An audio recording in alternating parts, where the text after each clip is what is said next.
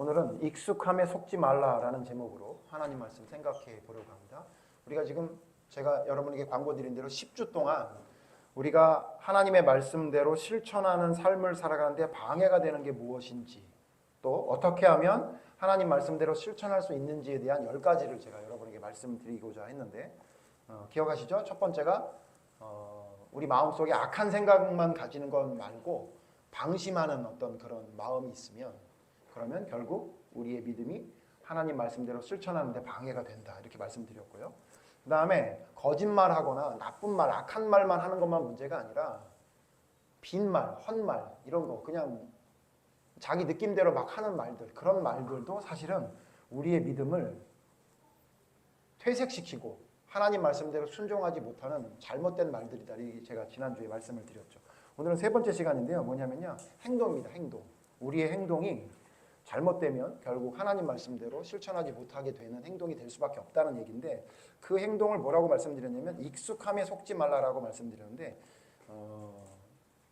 여러분 우리가 계속 지금 그냥 우리의 행동이 하나님 앞에 죄를 지는 행동, 그거 말고요, 우리의 삶 속에 뭔가 익숙해서 하는 행동들이 사실은 우리를 하나님 말씀대로 실천하지 못하게 하는, 우리의 믿음을 성장하게 하고 깊은 믿음에 이르지 못하게 하는 그런 내용이다라고 생각이 돼서 오늘은 그 익숙함에 대해서 좀 생각해 보려고 합니다. 여러분, 익숙함이라는 거는 양날의 검과 같다고 이야기할 수 있습니다. 양날의 검이라는 게 뭐죠? 우리에게 이익도 되지만 우리에게 해로움도 동시에 있다라고 할 때 보통 그걸 양날의 검을 가지고 있다, 이렇게 말하죠. 뭐 예를 들면 칼도 그런 거잖아요. 칼이라는 것이 우리에게 굉장히 도움이 많이 되죠. 제가 TV에 어떤 방송을 봤더니 무슨 요리하는 어떤 요리 대결하는 프로그램인데, 이번에는 칼을 쓰지 않고 음식을 만들겠다라고 하는데 엄청 재밌더라고요. 막 가위로 자르고, 칼만 안 쓴다 그러니까 가위는 쓰더라고요. 막 그러면서 하는데, 여러분 혹시 집에 가서 한번 해보십시오. 칼 안 쓰고 요리 한번 해보세요. 얼마나 불편한지 모릅니다. 근데 여러분, 그 칼은 그렇게 우리에게 이로움을 주죠. 굉장히 도움을 많이 줍니다. 제가 무슨 생각을 했냐면, 만약에 칼이 없다면 수박을 어떻게 먹지? 전 그런 생각이 들더라고요. 다른 거 자르는 건 모르겠는데 수박 어떻게 잘라요? 그렇죠? 죄송합니다. 제가 수박을 너무 좋아해서. 근데 여러분, 칼이 그렇게 우리에게 이롭지만 칼이 얼마나 해롭습니까?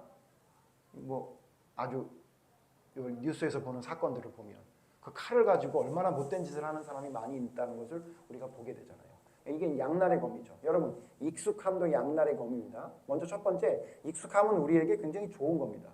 누가복음 22장 39절에 보면 예수님이 익숙했다는 이야기가 나와요. 뭐라고 말씀하시죠? 예수님이 기도하러 가시는데 뭐를 따라 기도했다고 합니까? 습관을 따라 이렇게 기도합니다. 무슨 얘기죠? 예수님이 기도하는 게 익숙하다는 거예요. 습관처럼 익숙했다는 거죠. 여러분, 익숙한 건 결코 나쁜 것만을 이야기하지 않아요. 오늘 제가 좀 좋지 않은 이야기를 하려고 하는 건데, 익숙하는 건 양날의 검처럼 우리에게 좋은 겁니다. 좋은 거 있습니다. 예수님이 기도를 할 때 습관처럼 기도했다고 합니다.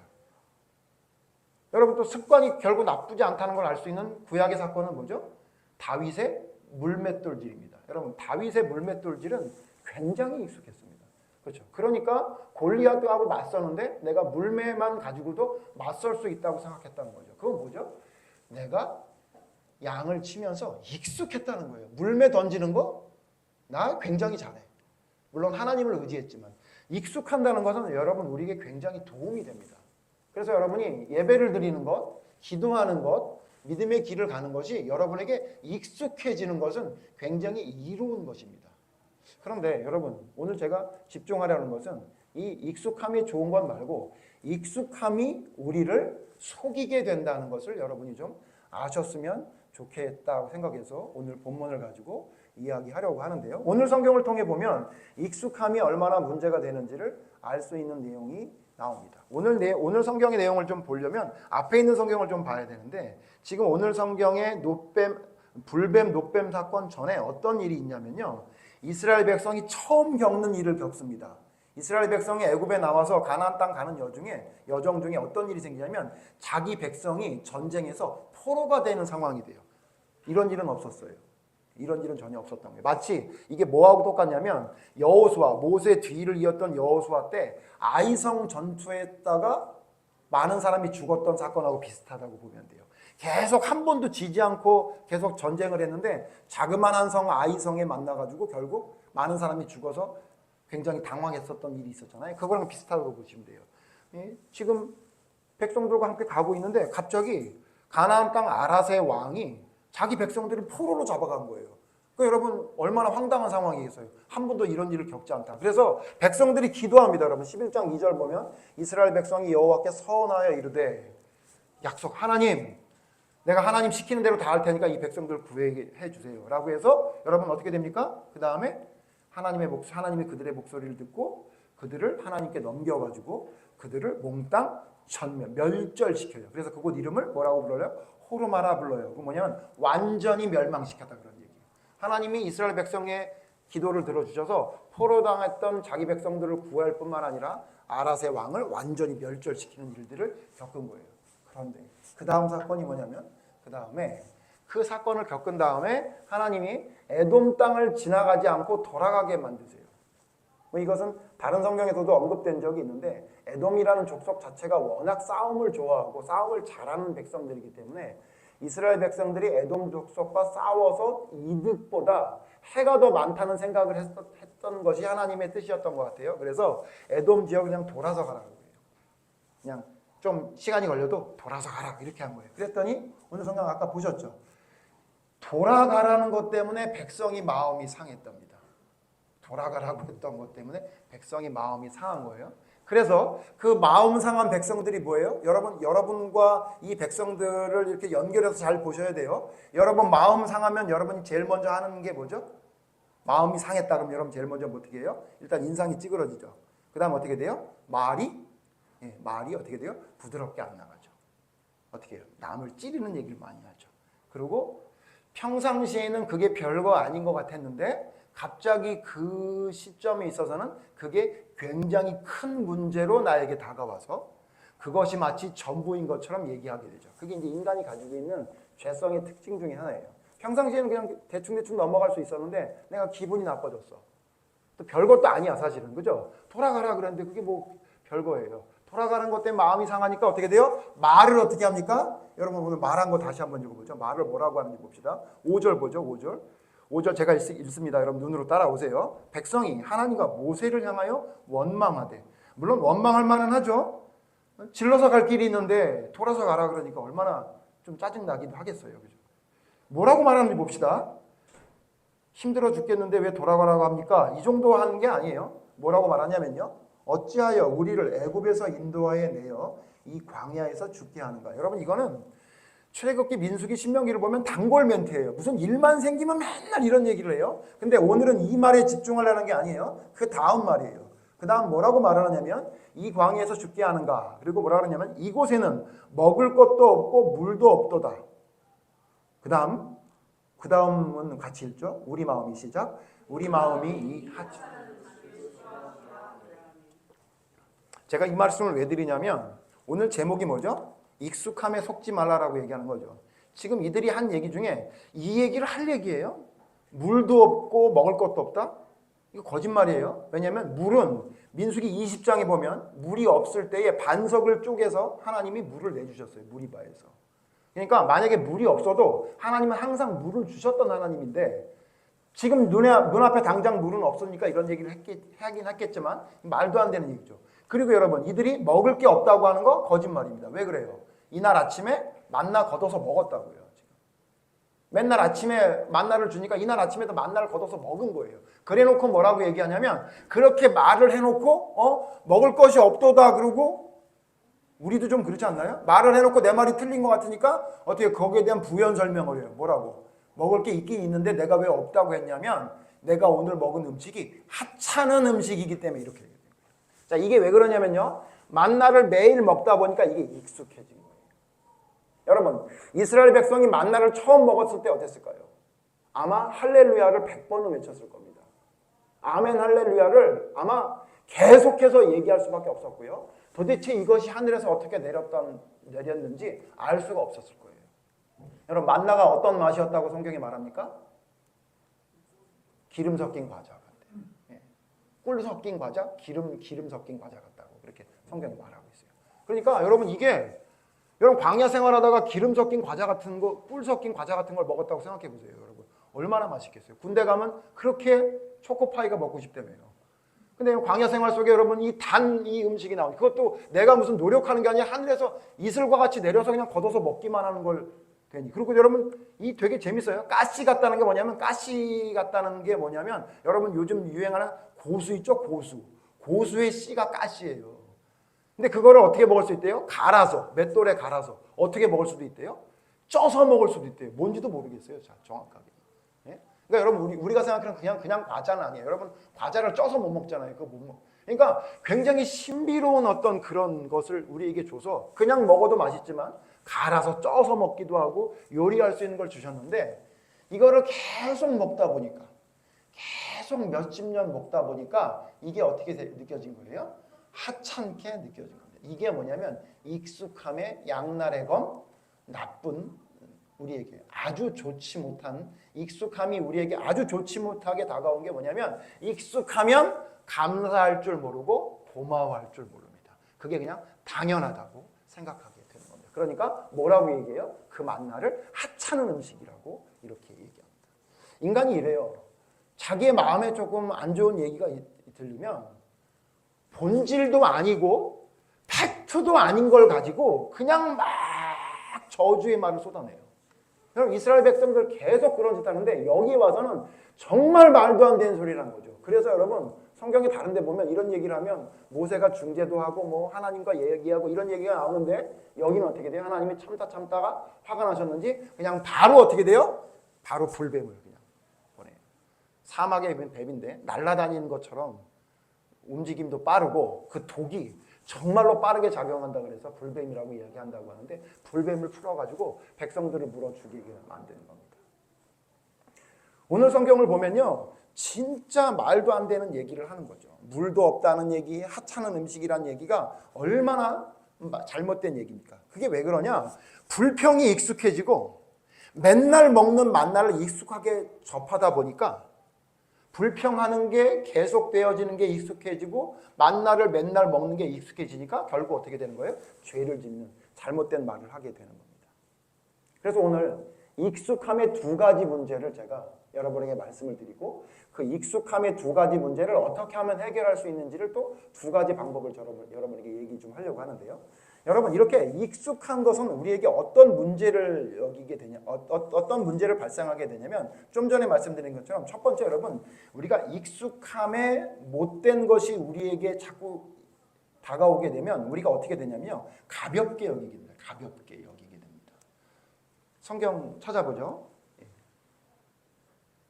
창세기 25장 33절 34절입니다. 창세기 25장 33절 제가 읽겠습니다. 여러분은 34절 같이 읽어주십시오. 창세기 25장 33절입니다. 창세기 25장 33절 야곱이 이르되 오늘 내게 맹세하라. 에서가 맹세하고 장자의 명분을 야곱에게 판지라. 34절 야곱이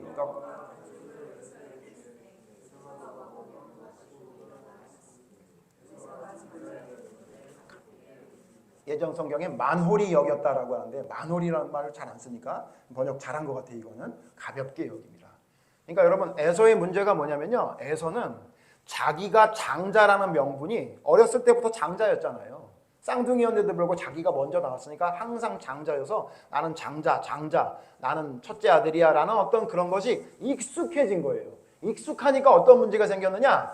자기가 장자라는 것을 별것 아닌 것처럼 뭐라고요? 가볍게 여긴 거예요. 가볍게. 여러분 익숙한 건 좋은 거예요. 아까 말씀드린 대로 예수님이 익숙하게 기도했던 것처럼 또 다윗이 익숙하게 물맷돌질을 했던 것처럼 그것은 우리에게 굉장히 중요한 또 익숙해져야 합니다. 그렇지만 이 익숙한 것이 우리에게 양날의 검으로 우리를 찌르는 우리의 믿음을 하나님 앞에 올바로 서지 못하게 하는 게 뭐냐면요. 맨날 하다 보니까 가볍게 여겨져요. 가볍게 여겨져요. 여러분 신약에도 이런 경고를 한 말씀이 또 하나 나오는데 같이 보죠. 디모데전서 4장 14절.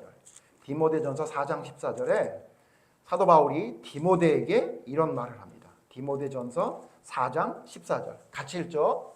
디모데전서 4장 14절 시작. 내 속에 있는 은사 곧 장로의 회에서 안수받을 때에 예언을 통하여 받은 것을 가볍게 여기지 말며 이렇게 얘기해요. 디모데는 누구죠? 사도 바울의 제자예요. 그죠? 자기 제자 디모데에게 뭐라고 말하냐면 네가 안수받을 때에 하나님께 예언을 통해 받은 것, 이 뭐 은사 같아요. 어떤 은사, 구체적으로 뭔지는 모르겠지만 아마도 말씀을 가르치고 교회를 이끌어야 될 은사를 받은 걸로 보이죠. 교사의 은사, 또 하나님의 말씀을 전하는 선지자, 사도의 은사를 받은 그런 내용을 받은 디모데에게 뭐라 그러냐면 너 장로회에서 안수 받을 때, 안수라는 건 여러분 누군가를 제자를 세울 때 그 손을 얹어서 기도하는 걸 안수라고 하거든요. 너가 안수하면서 하나님께 너에게 예언을 통해 받은 거 있잖아. 너 그걸 가볍게 여기면 안 된다. 이렇게 말하고 있는 거예요. 지금으로 말하면 저는 이렇게 이 말씀을 이해하는데 너 목사 안수 처음 받을 때 그 기억나지? 그때 그 감격. 네가 진짜 하나님 말씀을 전하기 위해 목사 안수를 받았을 때 그 감동과 감격, 하나님의 놀라운 일, 너 그거 가볍게 여기지 마라. 무슨 얘기예요? 네가 하나님의 말씀을 계속 전하다 보면 당연하게 하는 것처럼 생각할 수 있어. 네가 만약 혹시라도 그런 생각을 가지고 있다면 너 그건 너에게 문제가 된다라고 사도 바울이 디모데에게 경고하고 있는 거예요. 혹시 디모데가 약간의 자기의 어떤 하고 있는 일을 가볍게 여겨서 그랬는지 아닌지는 정확하게 모르지만 사도 바울이 경계하고 있어요. 여러분, 익숙한 것은 하나님의 말씀을 전하는 것이든 아니면 장자의 명분이든 그게 자꾸 익숙해지면 우리를 어떻게 만드냐면요. 별거 아닌 것처럼 생각하게 돼요. 이따가 뒤에도 말하겠지만 여러분 인간관계에 문제가 생기는 것이 문제가 뭐죠? 익숙해지면 문제가 생겨요. 제가 제 아내와 저희 얘기를 많이 하는데 여러분 그건 어쩔 수 없습니다. 평생 여러분 들으셔야 될지도 몰라요. 왜냐하면 저는 평생 제일 많이 만나는 사람이 제 아내니까 저의 얘기는 아내에게 가족 얘기밖에 더 있겠습니까? 제 아내와 저의 관계가 어떤 때는 좋아 보이고 어떤 때는 나빠 보일 때의 그 이유가 뭐냐면요. 원인이 뭔가 했더니 우리가 서로 너무 익숙해졌어요. 저는 제 아내랑 결혼하는 그날을 잊을 수가 없어요. 제 아내는 꽃 때문에 기분이 나빴어도 나는 내 아내가 기분이 나쁘든지 말든지 나는 입이 귀에 걸려 있었어요. 내가 저 여자랑 결혼하는구나 라고 너무 행복했단 말이죠. 근데 여러분 그 감격이 얼마나 갔을 것 같아요? 얼마 안 가서 부부싸움으로 이어졌을 때 왜 부부싸움이 된 거죠? 그 감격이 가벼워졌어요. 결혼했으니까 그냥 나랑 사는 사람이라고 생각하니까 그 감격이 내 삶 속에 계속 나타나지 않는 거죠. 저희 아내는 하늘 같은 선배였습니다. 제가. 예. 여러분 잘 안 느껴질지 모르겠지만 저한테 말도 이렇게 조심 있게 건네는 후배였어요. 근데 제 아내가 저한테 왜 그렇게 편하게 얘기할까요? 익숙해져서 그래요. 자, 그런데 여러분 익숙해지는 건 좋은 거라 그랬어요. 언제까지 서로 서먹서먹하면서 이리 오시죠, 뭐 서방님 이러면서 어떻게 삽니까? 그러나 여러분 아셔야 될 게 뭐냐면 내게 주어진 그 축복이나 감사함을 가볍게 여기는 순간 문제가 발생하는 거예요. 여러분 우리가 하나님의 자녀가 된 거 여러분 익숙해지셨죠? 여러분 믿은 지 얼마나 되셨어요? 몇십 년 되셨잖아요. 여러분 그게 여러분에게 익숙해지면 문제가 됩니다. 뒤에 말하겠지만 여러분 예배 익숙해지셨어요? 익숙해지셨다고. 왜 그래? 매주 예배 드리시잖아요. 더군다나 수요 예배나 금요 예배까지 드리시는 분은 예배가 너무 익숙해졌어요. 근데 여러분 예배는 익숙해져야 되는 거예요. 왜냐하면 습관처럼 드려야 되는 중요한 하나님께서 주신 명령이기도 해요. 그런데 그게 익숙함의 양날의 검, 못된 검으로 다가와서 예배가 감동도 없고 하나님 말씀을 들어도 이제는 별로 새롭지도 않은 익숙함이 되어지면 여러분에게 문제가 되어지는 겁니다. 여러분 좀 전에 읽었죠? 에서 그게 익숙해졌어요. 가볍게 여겨져요. 어떻게 됐어요? 결국 장자의 명분이 동생에게 넘어가게 됐죠. 여러분 가볍게 여기는 것은 우리에게 큰 문제가 됩니다. 익숙함의 양날의 검은 뭐라고요? 우리를 자꾸 가볍게 여기게 만드는 그런 못된 마음이 들어가게 하는 것이 익숙함입니다. 두 번째 여러분 익숙함의 가장 큰 문제는 뭐냐면 두 번째 문제는 뭐냐면요. 착각하게 만듭니다. 착각하게 만드니까 결국 어떻게 되냐면요. 내 스스로가 속이게 되는 결과가. 그래서 제가 제목을 익숙함에 속지 말라 그런 거죠. 여러분 착각을 하게 돼요. 어떤 착각을 하게 되냐면요. 오늘 성경 찾지는 않겠지만 여러분 민수기 12장 16장에 보면 엄청난 익숙함으로 착각하는 사람들이 나와요. 그게 누구냐면 민수기 12장엔 미리암과 아론이에요. 미리암과 아론이 누구죠? 모세의 누나와 형입니다. 성경에 이들이 익숙함 때문에 이렇게 됐다고 성경이 워딩이 나오진 않지만 우리가 한번 생각해 보세요.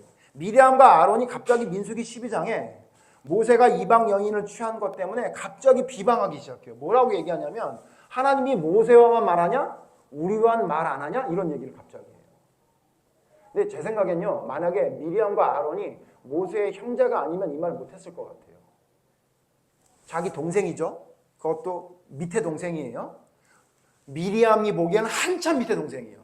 밑에 동생이 아론이고 그 밑에 동생이 모세니까.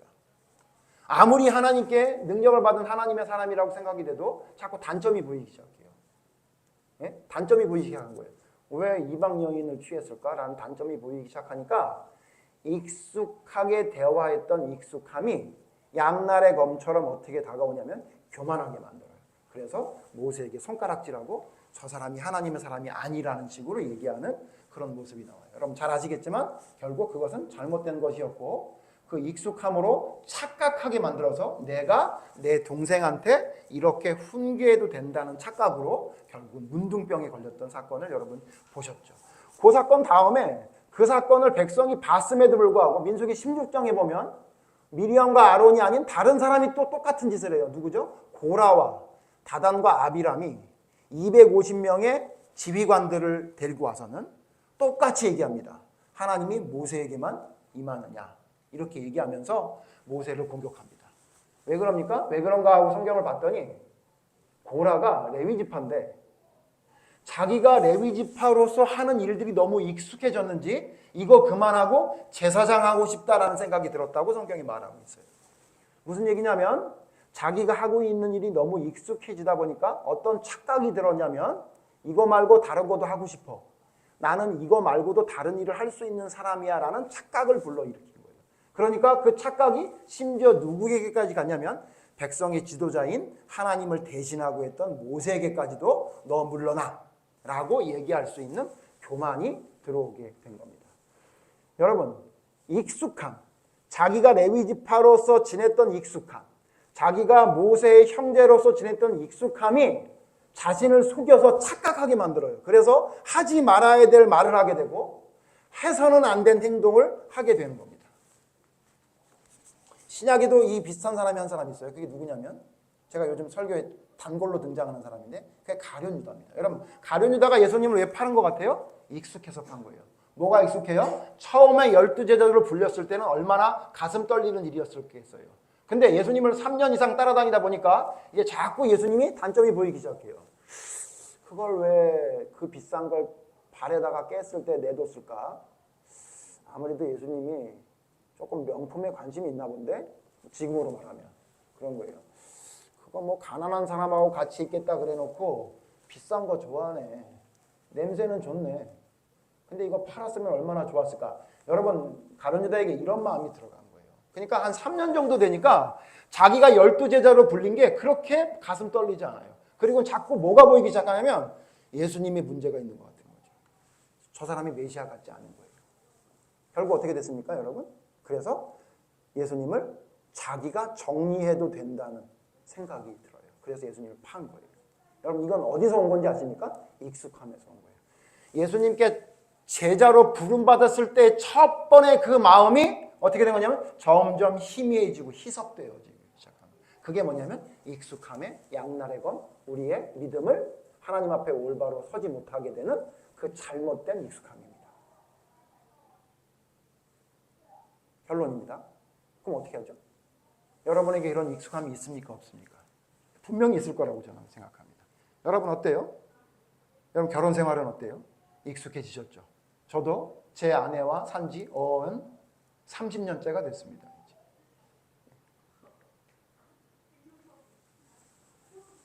여러분 예배는 어때요? 아까 말씀드렸지만 예배 여러분 너무 익숙해지셨죠? 여러분 예배 1년에 쉬운 2번은 꼭 드리시잖아요. 주일마다. 그리고 수요 예배, 금요 예배까지 다 드리시는 분은 몇 번이에요? 150번이 넘게 드리시죠. 거기다가 가끔 마음이 동하면 새벽 예배까지 드리면 여러분 1년에 한 200번 예배를 드리니 거의 그냥 예배의 삶을 살아가고 있는 거죠. 그럼 여러분 어떻게 되는지 아십니까? 예배가 별로 그렇게 감동이 없습니다. 여러분 이건 제가 경험한 거예요. 더군다나 저는 예전에 어렸을 때 저희 아버지 교회에서만 오래 있다 보니까 예배에 감동이 없어지는 거예요. 예배 시간에 말씀드렸죠. 예배 시간에 심지어 무슨 생각도 하냐면 점심 뭐 먹을까? 다음 주에 뭐 할까? 이런 계획도 잡아요. 왜냐하면 여러분 예배 시간처럼 계획 잡기 좋은 시간이 없어요. 조용하잖아요. 목사님 얘기만 내 귀에서 빠져나가게만 만들면 그 1시간 동안 얼마나 많은 계획을 잡을 수 있는지 몰라요. 혹시 여러분 예배 드릴 때 그런 적 혹시 경험한 적 없으세요? 그래요? 저만 쓰레기인가요? 왜 그래요? 그게 뭐 때문에 그런 거죠? 익숙한 거예요. 예배에 감동이 없어요. 찬양도 마찬가지예요. 기도도 마찬가지예요, 여러분. 예? 우리가 익숙해지잖아요. 그럼 그게 우리에게 도움이 되는 것 같은데 희한하게 그 익숙함 때문에 우리의 믿음이 흔들리기 시작해요. 근데 문제는 뭐냐면요. 그 익숙함은 우리의 믿음에 문제가 있는지를 자각을 못하게 만든다고요. 자각을 느끼질 못해요. 문제가 없는 줄 알게 된다는 거죠. 그럼 여러분 해결해야 되잖아요. 해결책을 제가 오늘은 좀 망령되게 해결을 하려고 그러는 건데 저희 아내가 망령되게 하지 말라는데 오늘은 어쩔 수 없네요. 제가 두 망령된 사람들을 통해 해결되는 방법을 찾았어요. 첫 번째 뭐냐면요. 중독자들이에요. 중독자들. 여러분 중독자들 보십니까? 중독자들 어떻게 합니까? 자기가 뭐가 생기잖아요. 모든 걸 다 팔아서 그걸 하려고 그럽니다. 우리나라 지금 마약 천국된 거 여러분 아시죠? 뭐 어느 차가 발견됐는데 차 안에 막 프로포폴이 막 어마어마하게 있더라. 어디를 들어가 봤더니 뭐 거기에 사람들이 그냥 돈을 몇백만 원씩 주면서 그걸 맞겠다고 멀쩡한 여자들이나 남자들이 거기 줄 서 있는 거 여러분 뉴스를 통해 보시죠. 근데 여러분 그렇게 심각한 중독자들 아니래도 여러분 니코틴 중독된 사람이나 카페인 중독된 사람을 보세요. 제가 얼마 전에 그 교육 받으려고 분할해서 파는 것도 교육을 받아야 된다. 자격을 이수를 해야 된다 그래가지고 교육 받으러 한번 간 적이 있어요. 갔다가 제가 얼마나 재밌는 걸 봤냐면 잠깐 쉬는 시간 있거든요. 한 15분 쉬는 시간. 근데 그때가 추웠어요. 겨울이니까. 추웠는데 그 추운 시간에 여러분 잘 아시겠지만 공공기관이나 이런 데 흡연실이 어디 있냐면 저 바깥에 있어요. 근데 그 15분 동안 거기를 내려와서 밖에 나가서 추워가지고 제가 밖에서 보는데 그 추운데 나가가지고 서가지고 담배를 막 다리를 동동동동 구르면서 그 담배를 피고 올라오더라고요. 저는 존경스러웠어요. 와, 나는 저거 죽어도 못한다. 추워서 나가기 싫은데. 왜 그래요, 그거? 여러분 중독돼서 그런 거예요. 그래서 참을 수 있는데 못 참는 거죠. 그것만이 아니라 제가 전에도 말씀드렸죠. 제 사랑하는 아내가 중독이 돼 있습니다. 카페인에 중독이 돼 있는데 제 아내는요. 지름길만 가는 사람이에요. 여기 지금 오늘 성경 보면서 제 아내도 생각났어요. 돌아간다 그러면 제 아내 옛날 같았으면 짜증낼 사람이에요. 요즘은 이제 성화 많이 됐기 때문에 요즘 안 그런데 왜 거기를 돌아가냐고 막 지름길로 가야 된다고 최단 거리를 맨날 찾는 분이시거든요. 그런 분이고 절대로 갔던 길을 돌아오는 거 짜증나서 싫어하시는 분이세요. 근데 어느 날 갑자기 회사를 출근하다가 집으로 다시 유턴을 한 거예요. 왜 그런가 했더니 커피를 놓고 오셨대요. 내가 그랬어요. 그러면 가다가 아무 데서 커피를 사지. 안 된대. 내가 내린 커피가 제일 맛있대. 아, 중독이구나. 본인만 모르는 거예요. 여러분 중독입니다. 20분, 한 15분, 20분을 갔는데 다시 백을 하고 집으로 돌아와가지고 회사가 늦어도 좋다 이거예요. 나는 내 커피를 마시리라. 카페인 중독입니다. 존경스럽습니다, 여러분. 어떻게 한 거예요? 저는 죽어도 못합니다. 네? 왜 그런 거죠? 여러분 뭐 한 거죠, 이 사람들이 지금? 이거에 모든 걸 집중한 거예요. 이것에 집중한 거예요. 여러분 나의 익숙함의 매너리즘을 이길 수 있는 게 뭐냐면요. 여러분 집중하는 거예요. 그거에 내 모든 것을 거는 겁니다. 아무리 추워도 밖에 나가야 되는 거예요. 잠깐이라도 담배 한 대 펴야 되는 거죠. 아무리 바빠도 아무리 급한 일이 있어도 커피는 마셔야 되는 거예요. 여러분 그런 마음으로 믿음을 가져야 돼요. 그러면 익숙함 해결됩니다. 익숙함 그냥 날아갑니다. 그분들 담배를 몇 년 폈겠어요. 그렇게 오래 펴도 익숙해지지 않았어요. 나가야 되는 거야. 그거 참지 못하는 거예요. 커피를 몇 년 마셨겠어요. 오늘 하루 정도 넘어갈 수 있는데 안 되는 거예요. 익숙함을 깨는 겁니다. 아, 이게 익숙함을 깨는 방법이구나. 여러분 어떻게 된다고요? 무조건 중독되셔야 돼요. 뭐에? 여러분 믿음에 좀 중독돼야 되지 않겠어요? 우리 너무 매너리즘에 빠져서 믿음 생활하는 거 아니에요? 그다음에 여러분 또 한 사람을 또 발견한 게 누구냐면 오현규입니다. 오현규. 여러분 오현규라고 누군지 혹시 아십니까? 목사님이 오시니까 뭐 친척인가 보다. 아니고요. 축구선수 오현규입니다. 오현규. 지난번 월드컵 때는 손흥민이 부상 때문에 혹시라도 제외가 되면 혹시나 해서 27번째 선수로 뛰지도 못하면서 월드컵에 나가서 그냥 선수들 시중만 들었던 친구예요. 그래서 손흥민이 인터뷰할 때 오현규 이름을 일부러 이야기하면서 여러분 꼭 기억해달라고 얘기했던 그 오현규가 지금 튀르키예, 옛날 터키 리그에 이적이 됐어요. 얼마 전에 이적이 됐는데 거기 이적을 해서 그 팀이 100년이 넘은 팀인데 그 팀 창단 역사를 이루는 첫 번째 쾌거를 이뤘어요. 뭐냐면 이적생이 연속해서 3게임 골을 넣은 거는 오현규밖에 없답니다. 그래서 연속 3골을 넣어서 오현규가 이제 인터뷰를 해요. 근데 그 인터뷰 속에 제가 참 감동받았어요. 뭐라고 얘기하냐면 제가 이런 기록을 세운다는 걸 알고 있었대. 게임 들어가기 전에 요번에 골을 넣으면 그 팀 역사상 최초의 기록을 세운다는 걸 알고 있었대요. 그래서 자기가 더 열심히 했다는 거죠. 그러면서 마지막에 뭐라 그러냐면 그런데 그런 긴장감이 들어갔지만 저는 이번 게임뿐만 아니라 항상 매 게임을 할 때 어떤 마음으로 들어가냐면 이번 게임이 마지막이다라는 마음을 가지고 들어간대요. 이야, 제가 항상 그런 인터뷰를 들으면 예수 믿었으면 좋겠다 이런 생각을 해요. 그게 여러분 신앙하고 똑같아요. 뭐냐면 그 친구가 왜 그렇게 열심히 뛰고 열심히 하나 했더니 이번 게임이 마지막이다라는 생각으로 뛴대요. 그건 아마도 월드컵 때 뛰지도 못하면서 선수들 시중 들었던 그런 일들이 그에게 분명히 도움이 됐을 겁니다. 내가 지금 스타팅 멤버로 뛴다는 게 얼마나 큰 축복인지를 잊지 않고 기억하기 위해 매 게임을 마지막 게임이라고, 내 생의 마지막 게임이라는 생각을 가지고 뛴대요. 저는 그 친구 꼭 성공해서 튀르키예 리그가 아니라 프리미어 리그에 들어가서 뛰는 선수가 됐으면 좋겠다라는 생각을 가지게 됐습니다. 여러분, 성경에도 이런 얘기 나와요. 여러분, 하물며 세상의 육신의 면류관을 받기 위해서도 그렇게 열심히 뛰는데 여러분, 우리 어떻게 하고 있어요? 여러분 진짜 어떻게 믿음 생활하고 있어요? 이 예배가 진짜 마지막 예배라는 생각을 가지고 여러분 예배 드리고 있습니까? 여러분 오현구만도 못해요? 축구 선수로 뛰는 사람만도 못하게 우리의 믿음의 자세를 가지고 있어요? 근데 여러분 우리가 어떻게 하나님 앞에 올바른 믿음에 설 수 있겠습니까? 여러분의 익숙함이 여러분을 가볍게 만들고 착각하게 만드는 것을 이길 수 있는 방법은 뭐냐면요, 중독돼야 되고요. 그 다음에 이게 지금 마지막이라는 긴장감을 가지고 여러분 대해야 돼요. 결혼 생활할 때 오늘이 이 내 배우자와 마지막이라는 생각을 가지고 여러분 살아보세요. 그럼 여러분 그렇게 말하지 못할 겁니다. 여러분 그렇게 행동하지 못할 거예요. 내가 오늘 이 예배가 마지막 예배라는 생각을 가지고 예배를 참석하고 있다면 여러분 그런 자세로 그런 마음으로 그런 여러분 행동이 여러분에게 나오지 않을 거예요. 중요한 건 뭐냐면 이걸 우리가 잊어버려요. 왜? 익숙해지다 보니까 자꾸 잊어버리게 돼요. 기억하십시오, 여러분. 오용규만도 못해도 되겠습니까? 중독자들만도 못해도 되겠어요? 우리가 진짜 진리를 받은 사람이 그들만도 못한 사람이 돼서 살아가는 것은 창피한 일 아닙니까, 여러분? 주의 자녀로 명예롭게 살아가기 위해서는 하나님이 우리에게 주신 그 명예를 지키기 위해서는 여러분 그들이 했던 것 이상을 해야 돼요. 그러니까 예수님 뭐라 그래요? 너희는 서기관과 바리새인보다 더 어떻게 돼야 된대요? 더 의롭지 않으면 결단코 천국에 들어가지 못하리라는 얘기 왜 했겠어요? 야, 서기관과 바리새인들 쟤네들 다 외식인데 그런데 너희들 그 외식이라고 쟤네들이 하는 행동보다 못해도 된다고 생각하면 안 돼.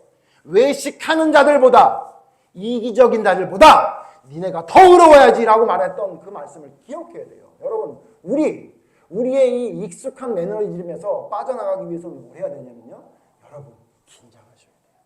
이게 마지막이라는 생각을 가져야 돼요. 내가 진짜 하나님 말씀에 중독된 자인지를 여러분 돌아보셔야 돼요. 그래야 이것을 이겨낼 수 있습니다. 그래야 믿음이 성장할 수 있습니다. 여러분 익숙하면 착각하게 됩니다. 착각하게 되니까 내 자신도 내가 속이고 있다는 걸 모르고 있다는 걸 모르게 됩니다. 그러므로 여러분 이 익숙함을 이겨내셔야 됩니다. 가볍게 생각해도 된다고 생각하지 마십시오. 여러분. 함부로 말해도 된다고 생각하지 마십시오. 경솔하게 행동해도 된다고 생각하지 마십시오. 구원의 확신이 여러분으로 하여금 가볍게 생각하게 만들고 함부로 말하게 만들고 경솔하게 만든다면 구원의 확신의 양날의 검이 여러분을 바리새인처럼 망하게 될지도 모르겠습니다. 그래서 저는 구원의 확신이 항상 좋은 거라고 말하고 싶지가 않아요. 구원의 확신을 잘못 사용하면 내가 하나님의 자녀가 됐다는 확신만 가지고 세례 요한에게 찾아왔던 바리새인들처럼 자기의 문제가 뭔지도 모르고 얘기를 하면 들으려고 하지 않고 공격하고 죽이려고 했던 그 모습이 우리의 잘못된 신앙으로 흘러갈 수 있다는 사실을 여러분 기억해야 됩니다. 그러므로 항상 긴장하십시오. 중독자들처럼 그거 없으면 안 된다는 생각을 가지시고 여러분 최선을 다해야 됩니다. 또한 여러분 오늘이 마지막이라는 생각을 가지고 하나님 앞에 설 수 있는 믿음을 가져야 됩니다. 그래야 그 익숙함의 양날의 검이 나에게는 오지 않습니다. 그 익숙함이 나를 발전시키고 나를 하나님 앞에 온전히 가는 길로 가는 중요한 우리의 습관이 되는 우리에게 도움이 되는 양약이 될 텐데 그것이 잘못된 것으로 우리에게 다가오지 않기 위해선 여러분이 준비하고 애써야 됩니다. 느끼신 분은 아시겠지만 제가 항상 세 가지를 말합니다. 마음, 말, 행동. 하나님의 자녀라는 건 이 세 가지가 하나님 앞에 올바로 선 겁니다. 방심하지 마십시오. 악한 생각만이 아니라 방심하는 건 여러분 안 됩니다. 여러분의 믿음을 흔들게 되는 시작이 됩니다. 두 번째 뭡니까 여러분? 여러분 헛말하지 마십시오. 예? 재미있는 말을 하지 말라는 얘기가 아니에요. 썰렁한 농담을 하지 말라는 게 아니라 하나님 앞에 욕되는 헛말들 지난주 살펴봤잖아요. 그런 말들 여러분 함부로 하지 마십시오. 그리고 여러분 뭐하냐면 여러분 익숙하게 행동한 여러분 행동에 속지 마십시오. 여러분 익숙함에 속으면 여러분의 삶이 황폐하게 됩니다. 익숙함이 여러분에게 하나님을 온전히 찾을 수 있는 올바른 길로 가는 그런 길잡이가 되기를 바랍니다. 그래서 여러분 가볍게 생각하지 마시고 함부로 말하지 마시고 경솔하게 행동하지 않는 그래서 믿음의 깊이와 넓이가 하나님 앞에 더욱더 발전해 나가는 믿음의 삶을 살아가는 여러분이 되기를 바랍니다.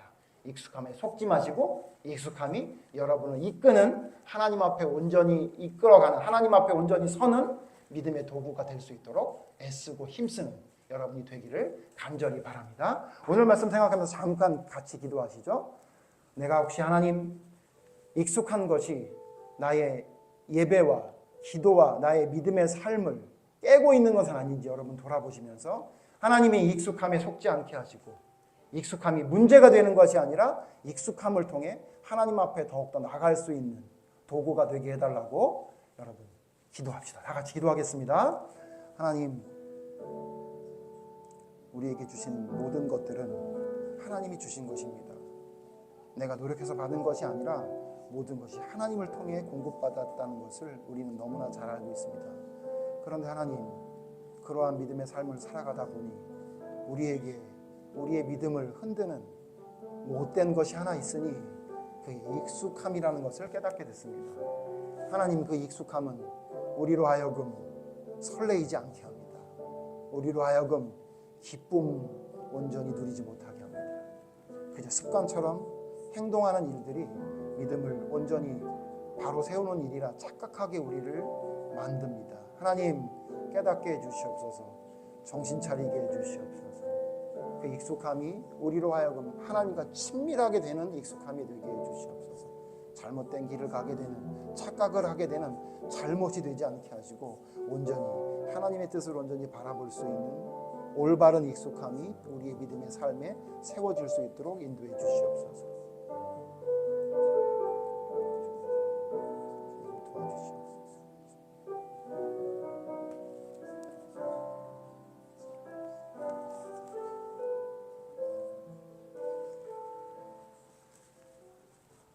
하나님, 예수님과 같은 익숙함이 우리에게 있기를 원합니다. 예수님은 습관처럼 기도하시며 모든 것을 하나님께 기도함으로 아뢰었던 분이십니다. 이 땅에 인간의 몸으로 오셔서 우리에게 믿음의 모범이 되시고 어떻게 하는 것이 올바른 믿음인지를 주님께서 몸으로 보여주셨습니다. 그 길을 따라가기를 간절히 소원합니다. 또한 다윗의 물맷돌질과 같이 준비된 자로 서서 익숙하게 믿음의 훈련을 받음을 통해 어떤 상황이 되든 흔들리지 않고 용감히 나서서 올바른 믿음을 바로 세우는 믿음의 사람이 되기를 원합니다. 그런데 하나님, 이 익숙함이 우리의 믿음을 흔들 때가 있는 것을 성경을 통해 봅니다. 장자의 명분을 별것 아니라고 생각했던 에서와 같이 하나님, 우리가 하나님의 자녀됨을 가볍게 여기는 것은 아닌지 우리를 돌아볼 수 있는 지혜를 허락해 주시옵소서. 뿐만 아니라 하나님, 마치 하나님의 자녀로 완성됐다고 생각하며 나의 생각과 말과 행동이 잘못된 길을 가고 있음에도 괜찮다는 생각으로 착각하고 있는 것은 아닌지 우리를 돌아보게 하셔서 익숙함이 우리를 잘못된 길로 이끄는 것이 아닌 하나님 앞에 온전히 설 수 있는 하나님의 도구가 될 수 있도록 잘못된 모든 것을 바로잡을 수 있는 저희가 되게 해주시옵소서. 그러기 위해 하나님 항상 최선을 다하게 해주시옵소서. 항상 최선을 다하는 믿음의 사람이 되게 해주시옵소서. 마치 중독자들이 그것을 하지 못하면 벌벌 떠는 것과 같은 모습을 배우게 해주시옵소서. 하나님 말씀대로 순종하지 않는다면 도저히 견딜 수 없는 자가 되게 해주시옵소서. 그것이 아니라면 언제든 돌아서서 하나님 앞에 설 수 있는 믿음의 사람이 되게 해 주시옵소서. 뿐만 아니라 하나님, 오늘이 마지막이라는 긴장감으로 하나님을 바라보게 해 주시옵소서. 익숙함이 우리를 나태함으로 이끄는 것이 아니라 더욱더 하나님 앞에 온전히 설 수 있도록 이끄는 주님의 도구가 되기를 간절히 원하오니 하나님 앞에 우리의 말과 우리의 생각과 행동이 온전히 서기를 바랍니다. 세세한 것 하나하나까지도 하나님 말씀대로 순종하기 위해 훈련받는 믿음의 삶을 살아가는 저희가 되기를 간절히 원하오니 하나님, 우리가 드리는 예배가 우리가 하는 모든 것들이 형식적인 외식이 되지 않게 하시고 온전히 하나님 앞에 온전한 믿음을 고백하는 올바른 믿음의 삶을 바로 세우는 믿음의 행위들이 될 수 있도록 하나님 이끌어 주시옵소서. 예수님 이름으로 기도드립니다. 아멘.